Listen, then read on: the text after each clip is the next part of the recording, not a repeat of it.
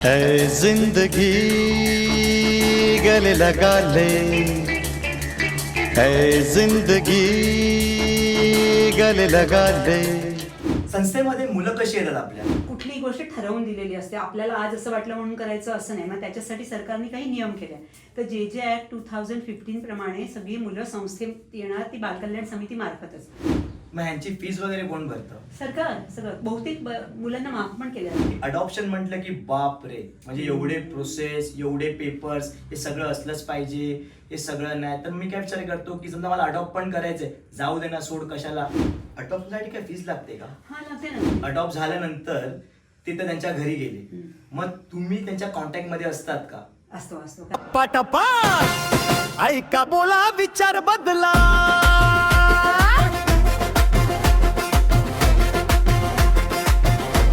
नमस्कार मित्रांनो, तर स्वागत आहे आपल्या गप्पा डप्पा या पॉडकास्ट मध्ये. आजचा विषय जो असणार आहे थोडा सुखाचा पण आहे आणि दुःखाचा पण आहे, कारण का आज आपण गप्पा मारणार आहे अडॉप्शन वरती. आणि त्यासाठी मी आज आमंत्रित करत आहे IAPA च्या सविता नागपूरकर, ज्या स्वतः व्यवस्थापक आहेत. नमस्कार मॅडम, स्वागत आहे आपल्या गप्पा डप्पा या पॉडकास्ट मध्ये. नमस्कार. कसं वाटतं तुम्हाला पॉडकास्ट मध्ये येऊन? फारच छान, कारण मी तुला ओळखते त्यामुळे मला आनंद वाटला तुझ्या एका इनिशिएटिव्ह मध्ये यायला. नाही, मला पण खूपच मजा आली की तुम्ही एका ह्याच्यावरती आलातच. तुम्हाला मला एकदम प्रथम तुम्हाला असं विचारायचं आहे की संस्थेमध्ये मुलं कशी येतात आपल्या? कुठल्याही संस्थेत मुलं येतात ना, ती नेहमी बालकल्याण समितीकडून येतात. कारण पहिलेपासून असं कुठलीही गोष्ट ठरवून दिलेली असते. आपल्याला आज असं वाटलं म्हणून करायचं असं नाही. मग त्याच्यासाठी सरकारने काही नियम केले. तर जे ॲक्ट 2015 प्रमाणे सगळी मुलं संस्थेत येणार ती बालकल्याण समिती मार्फतच. तर कुठली मुलं बालकल्याण समितीनेच येणार, म्हणजे ती सोडून दिलेली असो की सापडलेली असो रस्त्यावर वगैरे. अच्छा, मग तुम्ही त्या मुलांना वयोगटाप्रमाणे ठेवतात की सगळ्यांना एकत्रच ठेवतात, आणि त्याचं सगळ्यांना शिक्षण कसं करतात मग तुम्ही? नाही, सगळ्यांना वयोगटाप्रमाणेच ठेवलं जाईल. कारण कसं असतं ना, सगळे एकत्र खिचडी केली तर त्यांचे प्रश्न वेगळे असतात, एकमेकांना त्रास होईल म्हणून छोट्या मुलांना, अगदी इन्फंट असतात त्यांना वेगळं ठेवलं जातं. म्हणजे 0 to 60 वयोगटाची मुलं एका संस्थेत असतात, म्हणजे संस्थेच्या एका सेक्शनमध्ये. 6 ते 12 वयाची वेगळ्या संस्थेत असतात आणि 12 ते 15ची वेगळेच असतात. कारण सगळ्यांचे प्रश्न वेगळे असतात, त्यांचे इश्यू वेगळे असतात, म्हणून त्यांना वेगळं ठेवलं जातं. आणि अडॉप्शनसाठी बहुतेक 0 to 60 मुलं जास्त असतात. आणि 6च्या वरची जी अडॉप्शनला येतात त्यांच्यासाठी बरीच मेहनत घ्यावी लागते. कारण त्यांना कोणीतरी आहे का, आई बाबा आहेत का याची खात्री करावी लागते. कारण कदाचित तिथे लिहिलं असेल की आजी आहे, पण ती आजी कुठे आहे, आई बाबा नाही तर मग आजी कुठे आहे, आई बाबा नाही तर त्यांचे काही सर्टिफिकेट्स आहेत का, डेथ सर्टिफिकेट किंवा काही नसेल तर सोडून गेले आहेत का. कारण उद्या कोणी आलं तर आणि आपण देऊन टाकलं दत्तकाला, तर त्या आईबाबांचा हक्क पहिला आहे. कुठल्याही मुलावर ना त्यांनी बायोलॉजिकल पेरेंट्सचा हक्क जास्त असतो. त्यामुळे त्यांना पहिल्यांदा प्राथमिकता दिली पाहिजे. म्हणून आता सरकार याच्यावर प्रयत्न करत आहे की ज्या मुलांना कोणीच नाही आणि त्या मुलांना बघायला सुद्धा कोणी आलं नाही वर्षानुवर्ष, ते आता 12 वर्षाचे झाले, मी या मुलांना कुठे न्यायचं, मग त्यांना अडॉप्शनमध्ये द्यायचं. आता 12 वर्षाच्या वरची मुलं असतील तर त्यांना परत वेगळ्या सेक्शनमध्ये असतात. कारण त्यांचे वयात येणारे प्रॉब्लेम वेगळे असतात, त्यांच्याशी बोलण्याचे इश्यू वेगळे असतात, त्यांची सोशल वर्कर, त्यांची मैत्रीण झाली पाहिजे. कारण त्यांना तिथे असं ठेवल्यासारखं नको वाटायला की आम्हाला आमच्यावर रिस्ट्रिक्शन्स टाकले आहे असं आहे. मग त्यांना मैत्रिणीसारखं त्यांचे इश्यू समजून घ्यायचे. कारण ही मुलं सगळी शाळेत जात असतात. अगदी 3 वर्षाचं मूल झालं की त्याला शाळेत पाठवायचं. ते जोपर्यंत संस्थेत आहे 18 वर्षापर्यंत तोपर्यंत शाळा कॉलेज सगळं शिकवलं जातं कुठल्याही संस्थेत. आपल्या मुंबईत केवढ्या संस्था आहेत, सगळ्या म्हणजे जिल्हा महिला बाल कल्याणच्या अंतर्गत जेवढ्या संस्था येतात तिथे सगळी मुलं शाळेत जातात, कॉलेजमध्ये जातात, व्यावसायिक शिक्षण घेतात, सगळं. मग ह्यांची फीस वगैरे कोण भरतं? सरकार सगळं. बहुतेक मुलांना माफ पण केल्या जाते फी. कारण हे मुलं जर संस्थेत ठेवलेली असेल तर त्यांची माफ पण असते फी. अच्छा, सगळे माफ केले जातात. सांगतात ना त्यांना, ऑर्फन असेल तर ऑर्फन आहे, किंवा कोणीच नाही आहे, किंवा संस्थेतले तर नाही एवढं त्या मुलांना वेगळं शिक्षणाचं वेगळं सोय आहे. मग आता रस्त्यावरती कोण मुलगा फिरतोय किंवा त्याला कोण वाली नाहीये, मग ते तुमच्या कसे कनेक्ट करतील? आता हे कोणी आयडेंटिफाय केलंय की त्याला कोणी वाली नाही आहे हे बघितलं पाहिजे. समजा तुम्हाला दिसतोय आणि खूपच एखादा व्यक्ती आहे की त्याला नाही कळत आहे की हा मुलगा का असा फिरतोय, तर त्यांनी त्या मुलाबद्दल पहिल्यांदा पोलिसांना सांगायचं. पोलीस नसेल ऐकत किंवा काय नाही रिस्पॉन्स मिळाला तर 1098 वर फोन करायचा. तिथे मिळेलच, त्यांची गाडी येते आणि त्या मुलाला घेऊन जातात आणि त्याला विचारतात कोण आहे त्याचं. कारण कदाचित असू पण शकतं त्या मुलाला सवय असू शकते फिरण्याची, म्हणून नीट विचारायचे प्रश्न, कुठे न्यायचं ते. मग पोलीस आणि 1098चे लोक त्याला बालकल्याण समितीसमोर नेतात. प्रत्येक जिल्ह्याची एक बालकल्याण समिती असते. म्हणजे असं पूर्ण आपल्या भारतभर सगळ्या जिल्ह्यांमध्ये समिती आहे. आणि जिथे समिती नसते ते बाजूच्या जिल्ह्यात नेतात. म्हणजे त्याच्यासाठी कारणं असतात का नसेल. कारण ती समितीचे जे मेंबर आहे ते आपलं जिल्हा महिला बालविकास विभागच ठरवतं कोणाला घ्यायचं. त्यांना नीट प्रशिक्षण दिलं जातं. आणि हे सगळे जे मेंबर असतात ते मॅजिस्ट्रेट असतात. म्हणजे असं नाही की कोणी पण होऊ शकतं. ते प्रत्येक व्यवसायातले, म्हणजे जसे कोणी वकील असतील, कोणी डॉक्टर असतील, सगळ्यांना होता येतं. सोशल वर्कर असतील, पण ज्यांना मुलांच्या प्रश्नाची जाण आहे तेच, तर त्यांची तिथे नेमणूक केली जाते, त्यांना ट्रेनिंग दिलं जातं आणि नंतर ते तिथे काम करतात. म्हणजे त्यांना सगळी जाण असते पाहिजे. मग ते ठरवतील की हा मुलगा का फिरतोय, मग याला संस्थेत टाकायची गरज आहे का, नसेल तर मग त्याला कुठे द्यायचं. मग त्याला, म्हणजे तो 12 वर्षाचा मुलगा आहे, मग तो मोठ्या संस्थेत जाईल, पण तिथे जाऊन समजा त्याला अजून, कारण तिथे समजा वेगळे प्रकारची मुलं येतील ज्यांचं बॅकग्राऊंड म्हणजे गुन्हेगारीपासून वाचवण्यासाठी तिथे आले असतील, तर या एकत्र ठेवून मग त्याचं काही होईल, त्याला त्रास होऊ शकतो का, हे सगळं तिकडचे सोशल वर्कर आणि बालकल्याण समिती मिळून ठरवतात. खूप विचार केला जातो मुलांना संस्थेत ठेवण्यापूर्वी. चिल्ड्रन रूम जे असतात, जिकडे मुलं गुन्हा करतात, छोटी छोटी मुलं असतात, त्यांच्याकडनं काही गुन्हा होतो, भुकेप्रमाणे झालाय किंवा कशाप्रमाणे काही प्रमाणे, ती मुलं पण तुमच्याकडे असतात का अडॉप्शनसाठी? नाही, त्यांच्यासाठी सरकार ऑब्झर्वेशन होम मध्ये ठेवतात की हा पहिला गुन्हा आहे का केला, ते सोशल वर्कर सगळे विचारतात. आपल्या इथे वयोगटाप्रमाणे आहे ऑब्झर्वेशन होम पण. अच्छा. मुंबई जिल्ह्यात 2 आहे, छोट्या मुलांसाठी आणि मोठ्या, म्हणजे 0 to 6, 6 to 12. हे गावात पण असतं का? कमी असतील, कारण मुंबईसारख्या सोयी कुठेच नाही आहे. एवढ्या आहे, थोड्या आहेत, थोड्या 1-2 असतील, किंवा मग त्यांना मुलांच्या संस्थेत ठेवून देतात. तिथे जी CCI असेल, म्हणजे चाइल्ड केअर इन्स्टिट्यूशन, म्हणजे आता आपल्या त्याची डेफिनेशन आहे जे ऍक्ट प्रमाणे CCI मध्ये ठेवल्या जातात. पण ऑब्झर्वेशन होम असायला पाहिजे, असतातच बहुतेक सगळ्या. त्यांना शासकीय होम असं लिहिलं असतं बघा सगळ्या, तर तिथे ठेवल्या जातात. अच्छा. आणि आता एक सगळ्यात सोपा प्रश्न मला असा वाटतो की थोडासा डिफिकल्ट पण प्रश्न आहे तो, की काय होतं ना की अडॉप्शन म्हटलं की बाप रे, म्हणजे एवढे प्रोसेस, एवढे पेपर्स, हे सगळं असलंच पाहिजे, हे सगळं नाही. तर मी काय विचार करतो की समजा मला अडॉप्ट पण करायचंय, जाऊ दे ना, सोड, कशाला, असंच राहूया आपण. म्हणजे इच्छा आहे करायची, पण काय असं वाटतं की यार एवढे पेपर्स आणि कुठनं आणणार आणि ते विचारणार काय, मला ते खूप लेंदी प्रोसेस आहे, म्हणजे जेव्हा जातो माणूस तर. हो आहे, पण कसं आहे ना, ज्याला खरंच वाटतं, आता समजा 10 इनफर्टाईल कपल असेल ज्यांना नाही मुलं होते आणि त्याला वाटतं मला दत्तक घ्यायला पाहिजे, पण ते खूप मनापासून वाटलं पाहिजे, नुसतंच वाटण्याच्या लेवलला नसावं ते. मग ते आपल्या मित्रांशी बोलतात, कोणाशी बोलतात, घरातल्यांशी बोलतात, कारण आता अडॉप्शन हा विषय खूप कॉमन झाला आहे. म्हणजे पूर्वी आईबाबांना सांगू की नको असं होतं, आता माझ्याकडे 90% पालक असे येतात की ज्यांची आई सांगते अरे जा, आता नाही होते ना, जा तुम्ही दत्तक घ्या मूल. म्हणजे इतकं सोपं झालं आपल्या घरांमध्ये सगळे आता. तर ते आमच्याकडे येतात आणि त्यातले 10 मधले, समजा माझ्याकडे आता 10 पालक आले, त्यातले 5च राहतात, कारण त्यांना ही सगळे प्रोसेस पाहून असं वाटतं कशाला मी थांबू, मला इतकी वर्ष थांबायचं आहे का, मी काय करू.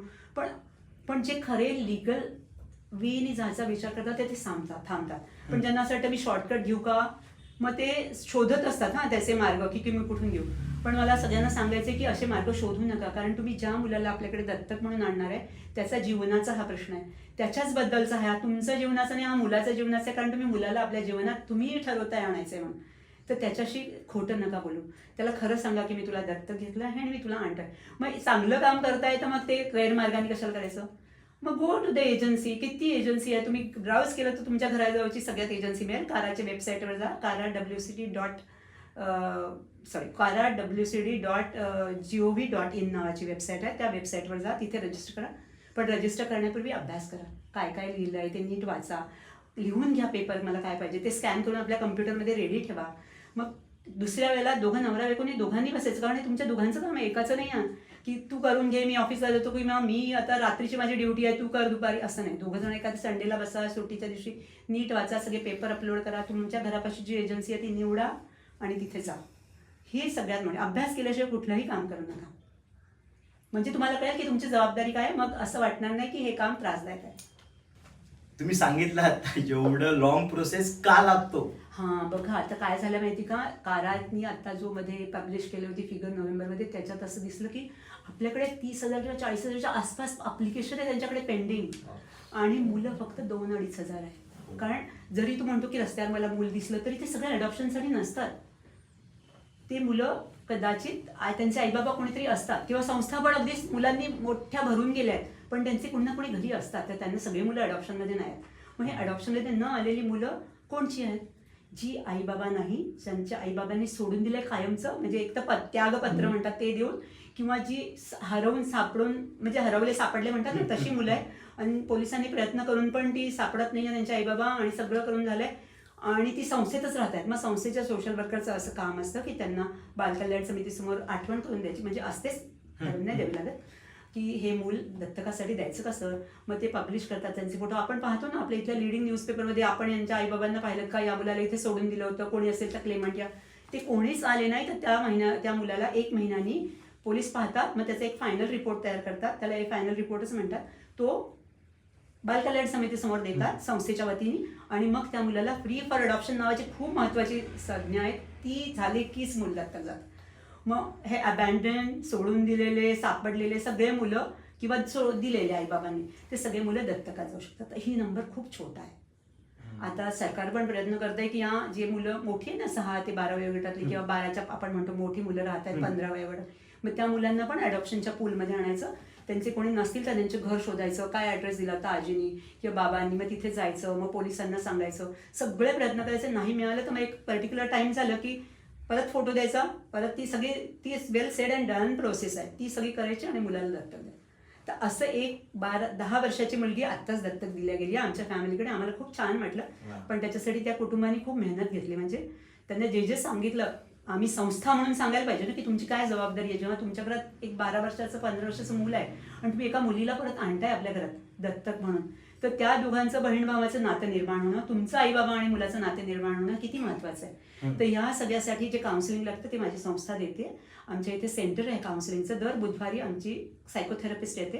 म्हणजे हे माझ्या संस्थेबद्दल सांगते, सगळ्या संस्थेवर जबाबदारी आहे, सरकारने दिली. आणि आता 2 महिन्यापूर्वी आलेल्या नियमाप्रमाणे प्रत्येक संस्थेत एक काउन्सिलर असला पाहिजे असं सांगितलंय. आम्ही ते खूप वर्षांपासून, म्हणजे माझ्या काउन्सिलरला 30 वर्ष झाले आमच्यावर काम करत. पोस्ट अडॉप्शन, प्री अडॉप्शन सगळी कामं ती करते. आणि ते सगळं आम्ही त्यांना तयार केलं, सांगितलं काय काय करावं लागतं. शिवाय आपल्या इथे अजून एक काउन्सिलर आहे, मी त्यांना म्हटलं त्यांच्याकडे पण जा, कारण प्रत्येकाचा पर्स्पेक्टिव्ह थोडासा वेगळा असेल सांगण्याचा. तर त्या 3 काउन्सिलरकडे गेल्या, जाणून घेतलं, फरक घेतला. मग मला काय करायचं ते ठरवायला माझ्याकडे आल्या. आम्ही ठरवलं की आपण काय काय आपलं टार्गेट ठरवायचं, की मुलीशी बोलताना कसं वागायचं, कारण एवढी मोठी मुलगी आहे, तिला स्पर्श केलेला आवडेल का, आपण बाबांच्या जवळ ती बसेल का.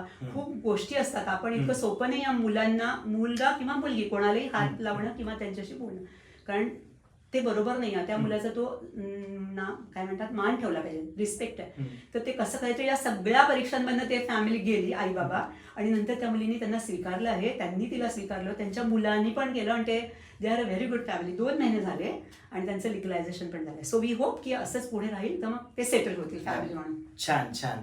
थोडं म्हणजे मला प्रश्न आला, म्हणजे तुम्ही आता बोलतायत ते, इंडियन फॅमिली असं बोलतो की ना की हा माझा भाऊ किंवा हा माझी बहीण, हे माझं करतो आपण, आणि तिसरं कोण बाहेरनं आलं तर आता फॅमिलीला तर आपण काउन्सिल केलं आहे की आपण ह्याला समजवतोय, पण दुसरं अशी कोणतरी फॅमिलीमध्ये लोक असतात ते तिला, अरे तू तर अडॉप्टेड आहेस किंवा तू अशी आहेस, तर त्या मुलीवरती ती स्टेट कशी जाते आणि ते तुम्ही बघतात का, किंवा तिला तिकडे निघायचंय परत की मला आता मी अडॉप्ट केलंय पण मला नाही राहायचंय ह्या घरामध्ये, आणि का मला असं वागणूक होते, माझे आई बाबा चांगले आहेत पण जे बाहेरचे लोक आहेत ते मला असं ट्रीट करतात, तर त्याची ती स्टेट ऑफ माइंड तिचं कसं असतं आणि ती तुम्ही कसं बघता. हे प्रश्न येऊ शकतात, पण हे सगळं ना आधीच डील केलं जातं आम्ही. म्हणजे मुलाला काय प्रश्न पडू शकतात किंवा आईबाबांना काय प्रश्न पडू शकतात, हे सगळं प्रिपेअर्डनेसमध्ये, म्हणजे तुमची तयारी कशी आहे अडॉप्शनची. तर कुठल्याही संस्थेत जेव्हा काराच्या वेबसाईटवरनं पालक आपल्या संस्थेला निवडतात, म्हणजे समजा आता IABAला निवडलं, तर मी आधी पाहीन कोण कोण माझ्याकडे आले आहेत, त्यांना मी पाठवीन की मला हे तुमचे पेपर पाहिजे, क्रेडेन्शियल. ते आले की मी त्यांच्याशी बोलते की तुम्हाला काय काय तयारी केली पाहिजे. मग त्यांचं एक होम स्टडी रिपोर्ट नावाच्या काराच्या नियमाप्रमाणे तो केला जातो. तर तो खूप मोठी प्रोसिजर आहे, असं काही म्हणजे मी तुम्हाला एका मिनिटात नाही सांगू शकणार. पण ते एक व्यक्ती म्हणून कसे आहे, ते पेरेंट म्हणून कसे असतील आणि त्यांनी इतर समाजाला कसं सांगायचं, यावर सगळे आम्ही ट्रेनिंग प्रोग्राम घेतो. म्हणजे त्याचं कपॅसिटी बिल्डिंग म्हणतात, म्हणजे त्यांची वाढवायची शक्ती की एक पेरेंट म्हणून. तर त्या तू जो म्हटलंस ना की त्यांना कसं सांगणार, कोणी शेजारच्यांनी म्हटलं, हे सगळं अँटिसिपेट करून आम्ही एक छोटासा मेलोड्रामा सारखं बोलत असतो. की तुम्हाला समजा म्हटलं तर मग काय सांगाल, शेजारचे आले तर लोकांना वाटतं नाही कशाला मॅम, कोण म्हणणार आहे, आजकाल कोणी काही म्हणत नाही. म्हणजे असं नसतं. कदाचित 10 वर्षांनी तुमच्याकडे कोणीतरी येईल आणि म्हणेल, अरे मी आलो होतो त्या दिवशी, तुम्ही या मुलीला दत्तक घेतलं आणि तुम्ही मुलीला सांगितलं नाही की दत्तक आणलंय. मग त्या मुलीला नक्कीच धक्का बसेल की हे कोण काका आले आणि मला सांगतात की दत्तक घेतलं आणि आई बाबा खोटं बोलले का. सो तुमच्या पहिल्या रिलेशनमध्ये एक दर पडते, म्हणजे पडणार आहे ती, हां दरार पडतेच ती. म्हणजे एक ती पडली की ती पडू नये म्हणून काय करायला पाहिजे, हे आम्ही खूप म्हणजे त्यांचा ब्रेन वॉशच करतो म्हटलं तर चालेल. म्हणजे त्याला तो ब्रेन वॉश शब्द थोडासा निगेटिव्ह आहे, पण त्यांना खूप कल्पना देऊन ठेवतो की कुठल्या कुठल्या सिच्युएशनमध्ये काय काय होऊ शकेल, तुम्ही कसं वागलं पाहिजे. तर जेव्हा हा खूप ओव्हरवेल्मिंग असतं म्हणजे त्यांना कधी कधी खूप दमायला होऊन जातं ऐकून, म्हणून हे वेगवेगळ्या वेळी वेगवेगळे प्रश्न आम्ही त्यांच्याशी डिस्कस करतो आणि सांगतो की जमच्या उद्या तुमच्या शाळेत म्हटलं की तू तर दत्तक आहेस, तुला काय माहिती, तर मुलाला आल्यावर त्यांनी आईला सांगायला पाहिजे. मग आईने तो प्रश्न, हो तुला माहिती आहे ना, पण कसं उत्तर द्यायचं. म्हणजे मुलाला तयार केलं जातं की अशा लोकांना उत्तर कसं द्यायचं, म्हणजे भांडत नाही बसायचं आणि घरी आल्यावर रडत नाही बसायचं की ओ मला असं म्हटलं. मग तुम्ही स्वतःच्या कोशात जाता आणि मग तिथून प्रॉब्लेम्स होतात. कारण आपण नैराश्याकडे जाऊ शकतो. तर ना कपलनी नैराश्याकडे जायचं, ना मुलांनी, ना कुटुंबानी, त्यांच्या आई बाबा आजोबा असते तर. पण या विषयांना आपण जर भेटलो, कधी आपल्याला अशा लोकांना भेटलो तर आपण तर कसे सोडवायचे हे आपण तयारच. म्हणजे आम्ही त्याला कपॅसिटी बिल्डिंग म्हणतो, ते केलं पाहिजे. आणि आपल्या मनात जे आईबाबा देतात ना मुलांना, त्यांच्याविषयी खूप आदर बाळगायचा. कारण कोणी पण काही म्हणेल की तुला तो देऊन टाकलं तुझ्या मनी, तुला तर 2 आई होत्या. हो होत्या, कोणालाच नसतात 2 आई, मला 2 आहे, सो आय एम प्रिव्हिलेज. आणि मला त्या आईने दिलं म्हणजे तिचं किती मोठं मन आहे. नाहीतर बघा, जर कोणी मुलं नाही दिलं तर ज्यांना मुलं नाही त्यांना मुलं नाही मिळणार. So everybody has to be thankful to the parents who give up their children for adoption. किती मोठं मन असेल त्यांचं. हा जर आपण पॉझिटिव्ह भाग बघितला अडॉप्शनचा तर ते नक्कीच चांगलं असतं. आणि आम्ही पालकांच्या मनात तेच रुजवतो. म्हणजे IAPAत येणारे सगळे पालक म्हणजे 100% कदाचित ते फॉलो करू नसतील शकत, कारण प्रत्येकाची पर्सनॅलिटी शेवटी वेगळी असते ना, म्हणून. पण करायचा प्रयत्न करतात ते की आपण ज्या पावलावर यांनी जायला सांगितलं ते करूया. कारण आम्ही त्यांचं सगळ्यांचं गेट टुगेदर घेतो तेव्हा ते एकमेकांशी चर्चा करतात. त्यांना कळतं अरे ही 30 वर्षाची मुलगी जर अडॉप्टेड इतकी चांगली वागू शकते तर माझा मुलगा का नाही वागणार. मग मी तसंच गेलं पाहिजे, मी तशाच तऱ्हेने मुलांना सांगितलं पाहिजे, असं. म्हणजे ही जबाबदारी देतो आम्ही त्यांना. बरोबर. एक फायनान्शियली किती स्ट्रॉंग पाहिजे एका अडॉप्शनसाठी? बघा, काराच्या नियमाप्रमाणे कारांनी काहीही ठेवलं नाही असं की त्यांचं 2,000 पगार पाहिजे की 25,000 पाहिजे की 40,000. पण आपण समजून घेतलं पाहिजे की मुंबईसारख्या ठिकाणी राहायला तुम्हाला खूपच पाहिजेच, तुमचं डेली उत्पन्न म्हणजे पर हेड उत्पन्नच इतकं पाहिजे. पण असं कारांनी काही ठेवलं नाही नियम. पण आम्ही पाहतो की त्यांच्या घरात आम्ही विचारतो तुम्ही रोजचे खर्च कसे चालवता. मग जर असं वाटत असेल की ह्यांच्याकडे कमी आहे, मग तुमच्या या हेडवर किती खर्च होतात, त्या हेडवर किती खर्च होतात, इतके किती होतात. मग तुमच्याकडे मूल आल्यावर त्याची शाळा, त्याचं रोजचं, त्याचं दवाखाना याच्यासाठी पैसे उरतील का. म्हणजे गरीब लोक येत नाही असं नाही किंवा त्यांनी घेऊ नये असं पण नाही, त्यांनी घ्यावं. मग आम्ही त्यांना मदत करतो, त्यांना मार्ग सांगतो की तुम्ही कसे पैसे वाचवून बघितलं पाहिजे. किंवा आता बायको नोकरी नसेल करत, थोडे वेगळ्या विचारांचे, तिला म्हणतो तू थोडं काहीतरी काम करायला लाग, सो पैसे येतील ना घरात. मग मूल आल्यावर तेवढे साचवून ठेव, मग ते कदाचित कामात येतील मुली येईपर्यंत. कारण सध्याच्या वेटिंग लिस्टप्रमाणे 3-3.5 वर्ष लागतात मूल मिळायला. तोपर्यंत तुमचं आयुष्य खूप बदलून जातं, तुमचं मोटिवेशन बदलतं. तर हे बदलू नये किंवा ते होऊ नये म्हणून आम्ही त्यांच्या संपर्कात असतो आणि सांगतो की तुम्ही तुमचं उत्पन्न वाढवायचं मार्ग वाढवा, करा. मुलांना आपल्या घरात आजी आजोबा असेल तर असू द्या, म्हणजे तुम्ही कामाला जाताना ते मदत करू शकतात चाइल्ड केअर मध्ये, असं. नाही, खूप चांगला पॉइंट होता. कारण का कसं वाटतं की फक्त सगळ्याच गोष्ट पैशावाल्यांसाठी नाही, कुठल्याही पुढेही होऊ शकतं. आणि आमच्याकडे खूप उदाहरण आहे असे जे अगदी सामान्य घरातनं आले पण ते चांगलं कुटुंब म्हणून वागतात. कारण आई बाबा होण्याची इच्छा नॅचरल आहे आणि ती युनिव्हर्सल आहे. कोणालाही वाटू शकतं. अगदी सिंगल मदरला वाटू शकतं आणि सिंगल फादरला पण वाटू शकतं की आपण पालक व्हावं, बरोबर ना. पण आपण सिंगल फादरला एक मुलगी देतो का? नाही देत आहेत, कारण ते जेंडर आहे ना वेगळं, तर प्रिकॉशनरी म्हणून नाही देत. अच्छा, नाही देत आपण, कायद्याप्रमाणेच नाही. त्यांच्यासाठी मुलगाच दत्तक घ्यावा लागेल. आणि पण ती स्त्री असेल तर तिला मुलगा मुलगी कोणी मिळू शकतं. कारण असं म्हटलं जातं की मदरली फिलिंग हे युनिव्हर्सल आहे, तर ती मुलाकडे आणि मुलीकडे एकाच दृष्टीने बघेल. आणि त्याच्यासाठी बऱ्याच तिला पण प्रक्रियेतनं जावं लागतं की ती का घेते दत्तक. त्याच्यासाठी त्या सगळ्यांना ती पार पडली प्रश्नांमधून तर तिला पण आत्मविश्वास वाटतो की मी घेते ते बरोबर आहे, माझी जबाबदारी काय. पण आम्ही पाहतो की मुलीसाठीच जास्त लोक येतात. अच्छा, म्हणजे माझा तुम्हाला प्रश्न होताच पुढचा की जास्त तुम्ही मुलं अडॉप्ट होतात की मुली अडॉप्ट होतात? तर सिंगल मदरनी आतापर्यंत फारच कमी सिंगल मदर आल्या असतील की ज्यांनी मुलगा घेतो असं सांगितलंय. सगळ्यांना आकर्षण असतं की मुलगी, कारण असं मानलं जातं की मुलगी नेहमी आई बाबांवर खूप प्रेम करते आणि सोडून जाताना पण तिला वाईट वाटतं. म्हणजे मुलाला कसं करिअर अशा दृष्टीने वाढवलं जातं आपल्याकडे, तर त्याला वाटतं तू तुझं घर निर्माण कर. पण मुलीला सांगतात तू तुझं घर निर्माण कर, पण ती आई बाबांना नाही विसरू शकत, तिने स्वतःचं घर केलं तरी. त्यामुळे शी ऑलवेज लुक्स बॅक असं म्हटलं जातं. आणि असं होतं, जास्ती टक्के खरंच असं होतं. म्हणून मुलीसाठी जास्त लोक येतात आणि सिंगल मदर पण मुलीसाठीच येतात. फार माझ्या तरी पाहण्यात नाही आलं की कोणी तिने म्हटलं की मला मुलगा पाहिजे, कारण ती जबाबदारी खरंच वेगळी असते जेंडर वाईज म्हणून. आणि त्याच्यावर लक्ष ठेवायला लागतं की तुम्ही कसं वागवता मुलांवर, तुमचा कारण सिंगल मदर म्हणजे तिला कितीतरी टेन्शन असतात स्वतःची, कारण ती एकटी नोकरी करत असते, तिच्यावर सगळी जबाबदारी असते. म्हणजे आता 2 आई बाबा असतील तर एकाला बरं नसेल तर दुसरा घरी राहील, पण इथे तर तिलाच करायचं असतं. त्यामुळे त्या सगळ्या प्रश्नांना तिला तोंड द्यावं लागतं आणि मगच होतं. मग आता ह्याच्यामध्ये असं की अडॉप्ट झाल्यानंतर ते तर त्यांच्या घरी गेले, मग तुम्ही त्यांच्या कॉन्टॅक्टमध्ये असतात का? असतो. कारण कसं आहे, म्हणजे 2 प्रकार आता सरकारी नियमाप्रमाणे म्हणजे कायद्याप्रमाणे 2 वर्ष कुठल्याही अडॉप्टिव्ह पेरेंटच्या घरी जायचं असतं आणि पाहायचं असतं की तुम्ही मुलाला कसं वाढवताय, तुम्हाला काही प्रश्न येत आहेत का.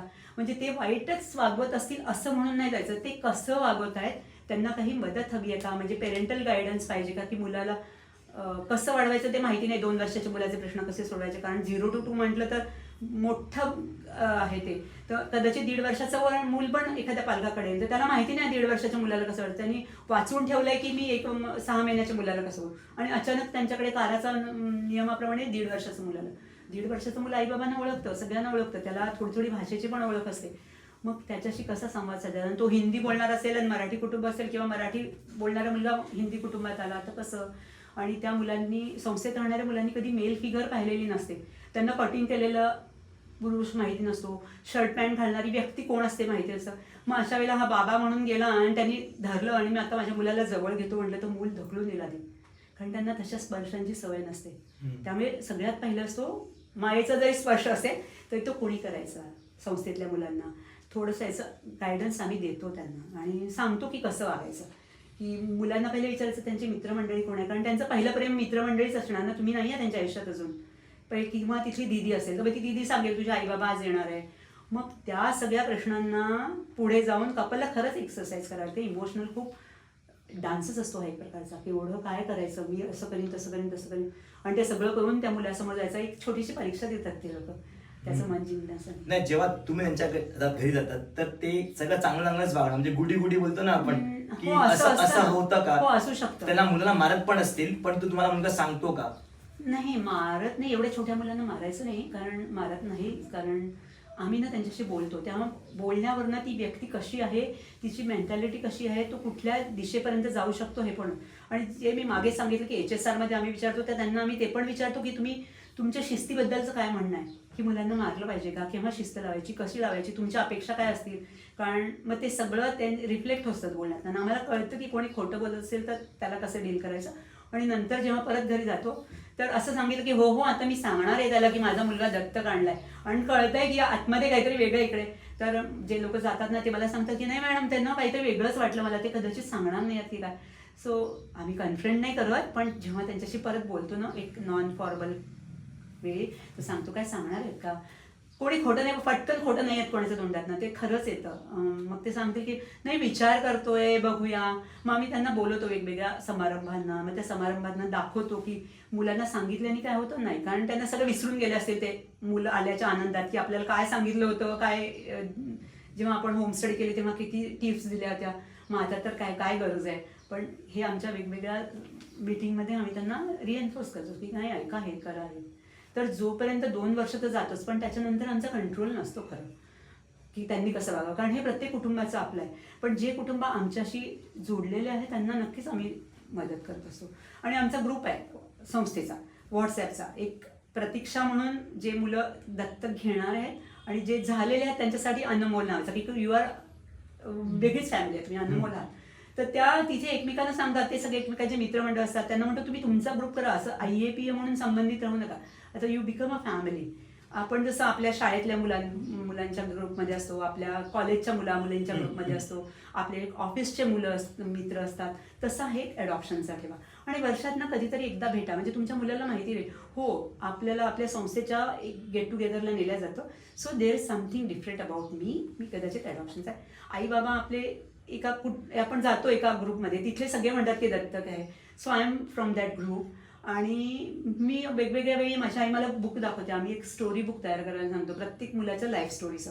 तर ते लाईफ स्टोरी बुक आई मला कधीतरी पानं पलटवताना दिसते आणि सांगते की बघ हे तू असा आलायस आमच्याकडे, तू आलायस पोटातलं, पण माझ्या नव्हे दुसऱ्या ताईच्या. तर तिने दिल्यामुळेच तू माझ्या घरी आला. आणि आम्ही त्याला ज्या दिवशी फॅमिली मुलाला आणते ना त्या दिवशी होम कमिंग डे म्हणून त्यांना म्हणतो साजरा करा, फक्त तिघांसाठी. म्हणजे हा तिघांसाठी त्या मुलाचा एक वाढदिवसच असतो, जो खरा वाढदिवस आणि हा घरात आल्याचा. तर तो दिवस साजरा करा, म्हणजे त्या मुलाला माहिती राहील आणि he will learn to respect the birth parents, की हो त्यांच्याचमुळे मी या घरात आलो. आणि त्याची सवय पालकांना पण होते की त्यांच्यामुळेच आम्ही आज. पण you don't have to be remembered every day, पण हे कधीतरी वर्षातनं एकदा करायला हरकत नाही. म्हणजे तुम्हाला ते रिमाइंड करतात की येस आय एम थँकफुल. आपण कोणाच्या तरी साठी धन्यवाद द्यायचं एकच दिवस असतो तर द्यायचा त्या दिवशी. बरोबर.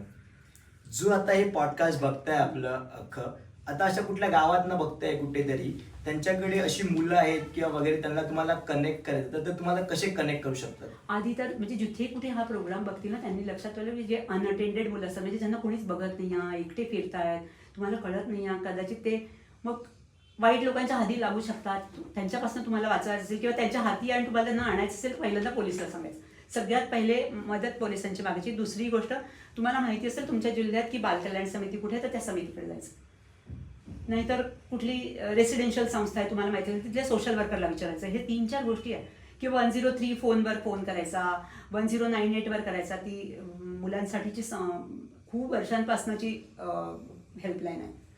तर त्यांना सांगायचं आणि ती मदत घ्यायची. आणि तुम्ही हवं तर तुम्ही पण जा आणि सांगा की मी एक सजग नागरिक आहे आणि मला या मुलाचं भलं व्हायचं आहे, तर याला तुम्ही प्लीज पहा आणि निवडा की याच्यासाठी काय चांगलं आहे. कारण आपण नाही निवडणार, ती बालकल्याण समिती निवडेल की या मुलाला काय, या मुलाचं काय करायचं. अजून थोडा डीप जायचंय मला, की हा जाणून घ्यायचंय की काय होतं माहितीये, कधी कधी एक आता समजा 2 बहिणी असतात, एकीला 2 मुलं झाली, एकीला 2 मुली किंवा मुलं XYZ झालं, जे मुलं मुली. आता तिला जबाबदारी घ्यायची नाही, हिची आई वारली, एक बहीण वारली, पण त्या 2 मुलं आहेत आता. ठीक आहे, आता मला जबाबदारी घ्यायची नाही याची, किंवा या मुलांची जबाबदारी घ्यायची नाही, कारण का माझी कॅपॅसिटी पण नाही आहे किंवा माझ्या बहिणीची चूक आहे, काही असेल. आता डिवोर्स झालाय, नवरा पण सोडला असेल आणि ती बहीण गेली, त्या मुलाला कसं ते. याच्यासाठी नाही सांगते मी, हा पण प्रश्न, सगळे प्रश्न सुटतात. तर फार वर्षांपासून असं आहे, त्याला फोस्टर केअर म्हणतात, म्हणजे पर्यायी पालक. तर पूर्वी आम्ही ती चालवायचो, त्याला बालसुभ योजना पण म्हणतात. तर पहिल्यांदा त्या मुलाचं डिसइंटिग्रेशन थांबायचं, म्हणजे कुटुंबातनं सुटणं. म्हणजे ही मावशी आहे आणि त्या मुलाला वडील नाही, काही कारणाने ते गेले असतील किंवा सोडून दिले असतील किंवा दारू पित असतील किंवा आजारी असतील, टर्मिनली काही असेल, पण त्याला त्याचं कुटुंब सुटतंय. मग अशा वेळी या मावशीने त्याला आपल्या घरी ठेवायचा प्रयत्न करायचा. पहिल्या याच्यासाठी सोशल वर्कर काम करतात. तर बालकल्याण समितीकडे असं आलं ना, त्याला गेट किपिंग म्हणतात. तर तिथे सोशल वर्कर जाते आणि बघते की अशा फॅमिलीज आहेत, मग त्यांना थोडंसं बाजूला घेऊन त्यांना समजवतात की तुम्ही बघाल का, आमच्याकडे एक स्कीम आहे, त्याच्यातनं आम्ही तुम्हाला पैसे देऊ. तर सरकारी बाल संगोपन योजनेप्रमाणे त्यांना बऱ्यापैकी पैसे मिळतात, त्यातनं त्यांच्या खात्यात जातात. आता पूर्वी तर संस्था द्यायची, कारण संस्थेला ग्रँट मिळायची, पण त्याला खूप वेळ लागतो ग्रँट मिळायला. मग आता सरकारने ठरवलं की NEFTच करायची मुलांच्या अकाउंटमध्ये. बऱ्यापैकी सोपं झालंय ते, त्यामुळे त्या पालकांना पैसे मिळतात, पर्यायी पालकांना. पण असं दिसलं, तू म्हणालस त्याप्रमाणे, की नाहीच मी बघू शकत आहे, माझीच मुलं 4 आहे आणि मी कुठून आणू, आणि मी ह्याला मारतो पण आहे, प्लस हा वैतागलाय. म्हणजे हा थोडासा, म्हणजे समजा हा थोडासा वय असेल, याचा 8-9 असेल सपोज एक, तर हा स्वतः कसं जाऊ शकतो तिकडे? हा, म्हणजे मुलांना सांगितलं तर त्यांनी मुलांनी ना पहिले पोलिसांकडेच जायचं. खरं अगदी, म्हणजे पहिली गोष्ट 1098ला फोन करायचा कुठल्याही मुलांनी. आजकाल सगळीकडे लावलेला असतो तो नंबर, पोलिसांच्या गाडीवर पण असतो. तर हिंमत करून सांगायचं, किंवा जे कोणी तुम्हाला दिसेल आणि तुम्हाला वाटतं की आपल्या आत्मधलं गट फिलिंग सांगतं प्रत्येक व्यक्तीचं, फक्त त्याचं ऐकलं पाहिजे की मी या व्यक्तीला सांगितलं ऐकेल. पण बहुतेक रस्त्यावरच्या लोकांना न सांगता पोलिसांना सांगणं जास्त सगळ्यात चांगलं, कारण तो माणूस तुम्हाला फिरवू पण शकतो गट फिलिंगनी पण, असं काही नाही. पण तुम्ही पोलिसांकडे जा, सांगा. कुठल्याही मुलांनी पहिले पोलिसांनाच फोन केला पाहिजे. 103, 1098 आणि 100, कुठल्याही नंबरवर फोन केला तरी तुम्हाला मदत मिळते. आणि सांगायचं की असं असं मी या सिच्युएशनमध्ये मी काय करू, सांगतात, मदत मिळते तिकडनं, मदत तुम्हाला मिळते, 100% मिळते. आणि म्हणजे कॉमन लोकांनी पण केली ना, की मी बघतोय माझ्या शेजारच्या मुलाला खूप मार बसतोय घरी, त्याचे आई बाबा फार मारतात त्याला, तरी त्याच्यासाठी पोलीस येऊन सिच्युएशन बघते. कारण समजा ऍडिक्ट असतील, त्यांना कळत नाही मुलांना कसं अडवावं, तर ते मिळू शकतं. अच्छा, अडॉप्शनसाठी काय फीस लागते का? हा, लागते ना. मी तुला मगाशी म्हणतो ना की त्यांचा गृहभेट अहवाल म्हणजे HSR असतो. तर तेव्हा जे रजिस्टर करतात तेव्हा ते संस्थेत येतात. आमच्या संस्थेत काही कागदपत्र देतात, म्हणजे क्रेडेन्शियल, की त्यांचे ते दिले पाहिजे, त्यांनी काय करतात, कसं करतात, किती उत्पन्न आहे, त्यांचं पॅन कार्ड, त्यांचं आधार कार्ड, हे सगळं बघितलं जातं, त्यांचं ॲड्रेस प्रूफ. तर त्याच्या ते करताना ते रजिस्ट्रेशन फीस देतात. तर रजिस्ट्रेशन फीस कारा नियमाप्रमाणे 1000 आहे, म्हणजे 1000. आणि HSR म्हणजे गृहभेट अहवाल, म्हणजे ते एलिजिबिलिटी क्रायटेरिया जे आहे त्यांचा, की ते खरंच अडॉप्टिव्ह पेरेंट होऊ शकतात का, हे जे प्रश्न सोडवण्याचा एक मार्ग आहे. तर तो रिपोर्ट तयार करण्याची 5000 फी असते. तर ती संस्थेला द्यावी लागते. ते ॲडव्हान्समध्ये देतात आणि मग सगळी प्रोसिजर सुरू. कारण नाही तर पळून गेले फॅमिली तर म्हणजे बऱ्याचदा असं झालं की आम्ही नंतर घ्यायचो पूर्वी पण मग ते येतच नाही परत. काही जणांचं मोटिवेशन तेवढंच असतं. मग त्याच्यापेक्षा ती आम्ही आधी घेतो म्हणजे त्यांनाही वाटतं की आपण जबाबदारीने फी दिली आहे आणि आम्हाला कळते जबाबदारी की आपण यांचं पूर्ण केलं पाहिजे कारण त्यांनी आपल्याला फीज दिली आहे. तर ती फीज असते. आणि जेव्हा मूल मिळतं म्हणजे आता जी वेटिंग पिरियड आहे तो वेटिंग पिरियड संपला की त्यांचा नंबर येतो म्हणजे त्याला सिनियरिटी नंबर म्हणतात. म्हणजे आता तो होम स्टडी रिपोर्ट असतो ना तो अपलोड केला जातो. तो अपलोड केला की त्यांना व्हिजिबल होतो. तो पहिल्यांदा असतो पण ते दिसत नाही. मग तो दिसला की त्यांना कळतो मी 2,500 आहे किंवा 2,000 आहे. महाराष्ट्रात इतका आहे या वेस्टर्न झोन आहे आता आपलं तर गुजरातमध्ये इतका आहे. तर तो जेव्हा 0-0 होत 150 150 छोटा मग अजून 95 मग असा 100 तो आला ना कमी कमी की तो झाला की त्यांना कळतं की आज आपल्याला आता बाळ येणार आहे. आम्ही त्यांना सांगतो म्हणजे आम्ही आमच्या फॅमिलीच्या टचमध्ये असतोच ते सांगत असतात. तर तो झाला की त्यांना मेसेज येतो आणि मेल पण येते की तुमचं मूल इकडून आलंय. तर त्यांना त्या मुलाचं सगळं दिसतं क्रेडेन्शियल की तो कुठला आहे कुठल्या संस्थेत आहे. तर हे ते मुलं तिथे जातात तिथे त्या मुलाला घ्यायला. मग जी सेड प्रोसिजर ती पूर्ण झाली की त्यांना 50,000 रुपीज फीज द्यावी लागते. म्हणजे चाइल्ड केअर कॉर्पस म्हणतात त्याला. त्या मुलाच्या सांभाळण्याची फीज म्हणून द्यायची असते त्या संस्थेला. ती लिहिलेली आहे म्हणजे त्याच्यापेक्षा जास्त हो ते काराच्या देऊ शकत नाही द्यायची नसते. काराच्या नियमाप्रमाणे त्याच्यापेक्षा जास्त नसते द्यायची. ती 50,000 आहे तेवढीच आहे. जास्त कोणी घेऊ शकत नाही. घेऊ नाही शकत. कंप्लेंट केलं जाईल काराकडे. नसते नाही घ्यायचे कधीच कोणी नाही घ्यायचे कारण ते खूप चांगल्या आपल्या गप्पा रमल्या आहेत. थोडंसं मला तुम्हाला विचारायचं आहे की तुम्हाला काय सांगायचं आहे का आपल्या ऑडियन्सला. म्हणजे ऍज अ तुम्ही एवढी वर्ष तुम्ही 1970 पासून काम करतात संस्था तुम्हाला किती वर्ष आली. मी अडॉप्शन फील्डमध्ये 30 वर्ष झाली आणि संस्थेत हे 20वे वर्ष आहे. अच्छा. आणि मी इथे आहे कारण मला आवडलं. हे इतके खूप प्रामाणिकपणे सगळं काम करतात आणि इथे खूप प्रोग्रामला करण्याला मला खूप स्वातंत्र्य आहे. तुम्हाला मुलबाळ आहे. हो माझा मुलगा आहे मोठा आहे 32 वर्षाचा. अच्छा. पण तुमच्या संस्थेमध्ये असे लोक पण आहेत की जे संस्थांमध्ये असून पण त्यांची मुलं अडॉप्टेड आहेत. खूप जण आहे. हा आमच्या संस्थेत पण आहे. माझ्या संस्थेत म्हणजे मी सांगू का आता संस्था कुठली पुढे जायला लोक पाहिजेत ना. तर आमची जी संस्था स्थापन केली ते लोक म्हातारी झाली मोठी झाली तरी ते 80-87 वर्षापर्यंत यायची. मग आपण कोणाला तरी आपलं हँडओव्हर केलं पाहिजे नाहीतर आपली लिगसी कशी जाईल पुढे. मी म्हटलं मीच सगळं करत बसते तर नाही होऊ शकत. म्हणून त्यांनी असं हँडओव्हर केलं की आता मी नाही येणार तर आपल्या आधीच म्हणजे आपण तिथनं बाहेर व्हायच्या आधी रिटायरमेंटच्या आधी ते तयार केलं पाहिजे लोक. तर आमच्याकडे असे खूप अडॉप्टिव्ह पेरेंट आहे जे आमच्या कम्युनिटीवर पण आहे आणि जे वेगवेगळ्या प्रोफेशनमध्ये आहे. So they bring different legacy. प्रत्येकाचं माइंडसेट वेगळं असतं पण उद्देश एकच की अडॉप्शन चांगलं चाललं पाहिजे. तर ते आहे तर ते मिळून आम्ही सगळे काम करतो. मला एकच सांगायचं आहे जसं आपण अडॉप्शन बद्दल सारखं बोलतो ना वेटिंग लिस्ट खरंच आहे. वेटिंग लिस्ट 3.5 वर्ष 4.5 वर्ष लागत आहेत. पण मला त्यांना सांगायचं हारून जाऊ नका. जरी तुमचं वय मोठं होत असेल तरी थांबा कारण तुम्ही एक चांगला मार्ग निवडला आहे अडॉप्शनचा. आणि कुठल्याही मोहाला बळी पडू नका की तुम्ही मुलाला एखाद्या डॉक्टरला पैसे देतो किंवा एजंटला पैसे देतो. आपण खूप वाचतो पेपरमध्ये की येतो एजंटने मूल दिलं मग ते सगळेच पकडले जातात. मग तुम्ही तुमच्या मुलाशी खोटं बोलणार आहात का की कारण तुम्हाला विचारेल कोणतरी चल मी तुला 2 लाख रुपये तू 2 लाख रुपये दे मी देतो 5 लाख रुपये. तुम्हाला वाटेल या ट्रीटमेंटवर तर मी डॉक्टरला 15 लाख रुपये दिले कारण सरोगसीसाठी तर भाव आहे. याच्यासाठी पण सगळ्याच ट्रीटमेंटसाठी भाव आहे. IVF साठी रेट ठरलेले आहे. पण एवढे केले मग आता मी काय करू. मग मी देऊन टाकतो यांना पैसे आणि घेतो. पण असं करू नका कारण तुम्ही स्वतःलाच फसवताय आणि त्या मुलाला पण फसवताय. त्यापेक्षा लिगल वेनी जा मूल दत्तक घ्या कारण ते सगळ्यात सेफ आहे. तुम्ही तुमच्या मुलाशी खोटं सांगणार का मी तुला विकत आणलं आणि तुला मी कुठून आणलं कसं सांगणार. So be a responsible citizen and have safe and legal adoption.